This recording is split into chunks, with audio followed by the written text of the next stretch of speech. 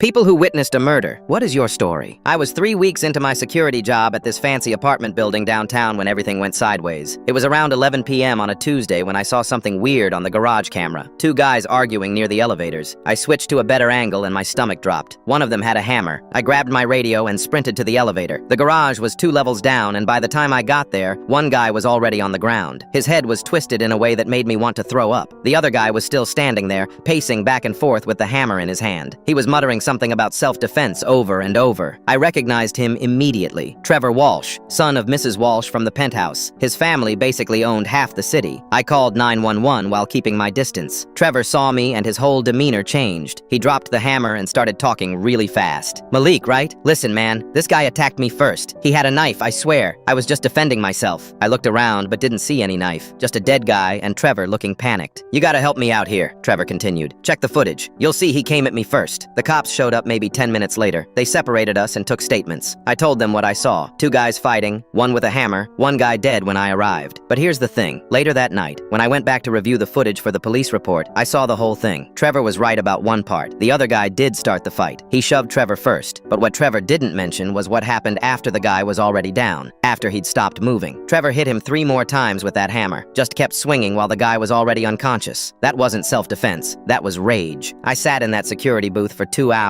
staring at the timestamp. The cops had already left. Trevor's story was that he hit the guy once in self-defense and the guy fell and died. Clean and simple. I could delete that part of the footage. The last 30 seconds. No one would ever know. My phone buzzed. A text from an unknown number. Thanks for your help tonight. T. I deleted the last 30 seconds of footage and saved the file. When the detective came back the next morning for the security tape, all he saw was a fight that started with the victim shoving Trevor and ended with Trevor hitting him once with the hammer in what looked like self-defense. Case closed within a week. Justifiable homicide. 2 weeks later, my paycheck had an extra $3,000 in it, listed as a safety bonus for handling a crisis situation professionally. I should have felt relieved. Instead, I felt sick every time I saw Trevor in the lobby. He'd nod at me like we were old friends. Sometimes he'd even chat about the weather or ask how work was going. The worst part was seeing him with his girlfriend, laughing and going out to fancy dinners, acting like nothing happened, like he didn't beat a man to death in a parking garage. I kept that job for 6 more months. Every single day, I thought about going to the police and telling them what really happened, but I'd already lied once. I'd already taken their money. Who would believe me now? The dead guy's name was Kevin Brooks. I looked him up online. He had 2 kids and worked construction. His family started a GoFundMe for the funeral expenses. I donated the $3,000 anonymously, but it didn't make me feel any better. I quit the security job last month and moved to a different city.